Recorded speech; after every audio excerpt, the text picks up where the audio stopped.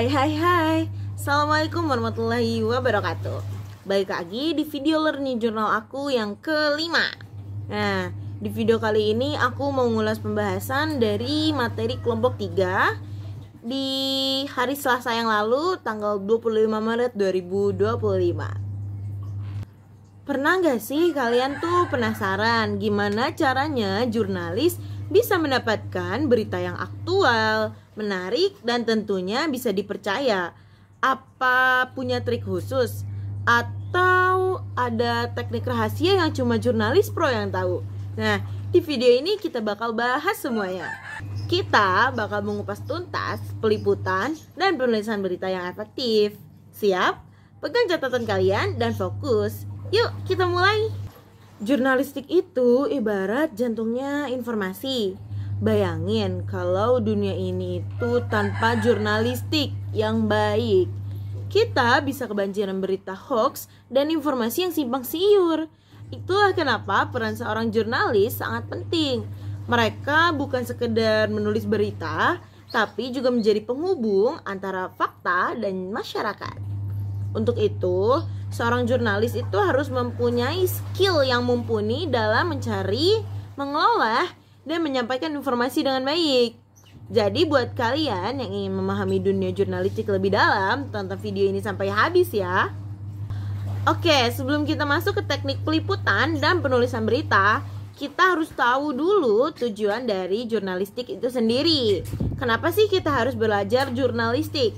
Pertama, kita bakal belajar teknik dasar peliputan dan penulisan berita supaya bisa menyajikan informasi yang akurat dan menarik.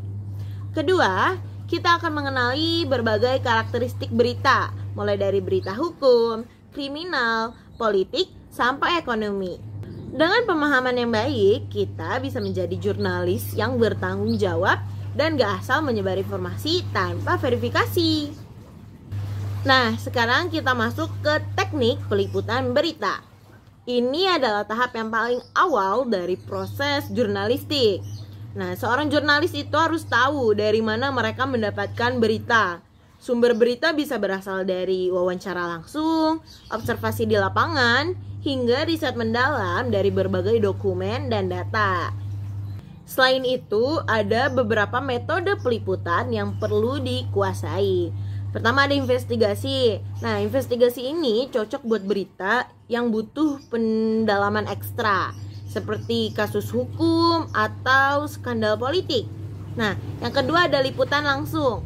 Biasanya digunakan untuk peristiwa yang sedang berlangsung, seperti demo atau bencana alam.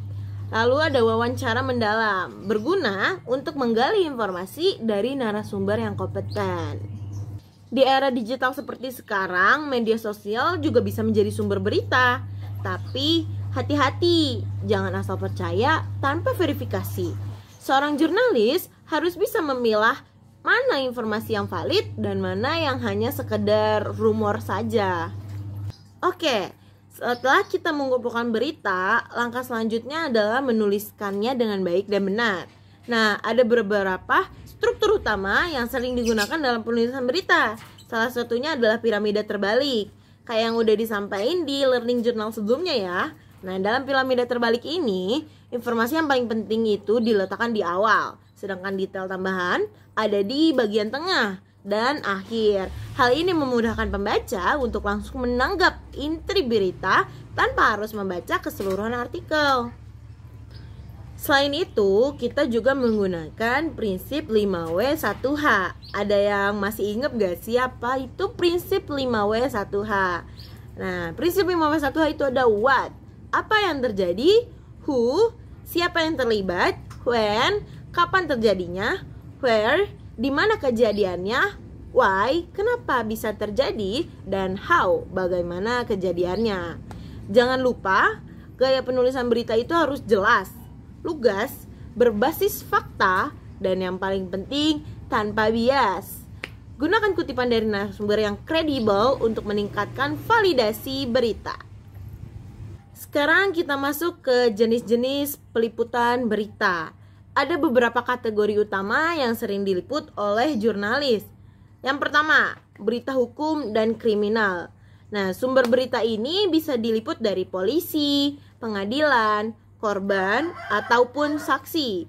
Tantangannya, jurnalis harus ekstra hati-hati dalam mengakses informasi dan tetap mematuhi kode etik jurnalistik.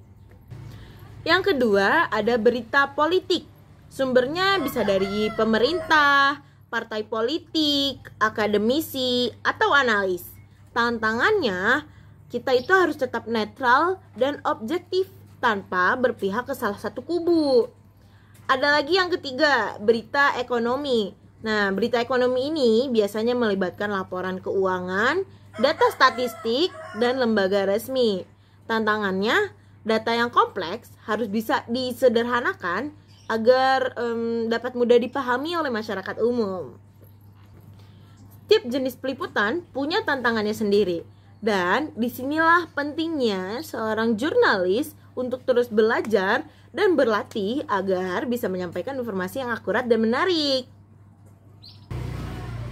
Dari semua yang kita pelajari tadi, kita bisa simpulkan bahwa jurnalis itu harus punya keterampilan teknis yang kuat dan tentunya bisa beradaptasi dengan perkembangan teknologi digital tanpa mengorbankan akurasi berita. Beberapa saran buat kalian yang ingin jadi jurnalis hebat. 1. Terus tingkatkan keterampilan menulis dan peliputan. 2. Pastikan setiap berita yang ditulis itu berdasarkan fakta yang valid.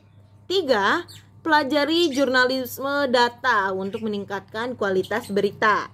4. Beradaptasi dengan teknologi digital tanpa mengorbankan akurasi. 5. Jangan takut untuk bertanya dan menggali informasi lebih dalam. Gimana? Seru kan belajar jurnalistik? Dengan memahami teknik peliputan dan penulisan berita yang efektif, kita bisa jadi jurnalis yang profesional dan bertanggung jawab. Nah, kalau kalian tertarik buat jadi jurnalis atau sekedar ingin tahu lebih banyak soal dunia jurnalistik, terus belajar dan jangan berhenti mencari tahu. Dunia butuh lebih banyak orang yang bisa menyampaikan berita dengan benar dan bertanggung jawab. Kalau kalian suka video ini dan merasa ini bermanfaat buat kalian, jangan lupa like, share, dan subscribe supaya nggak ketinggalan video-video seru lainnya. Terima kasih sudah menonton dan sampai jumpa di video berikutnya. Dadah!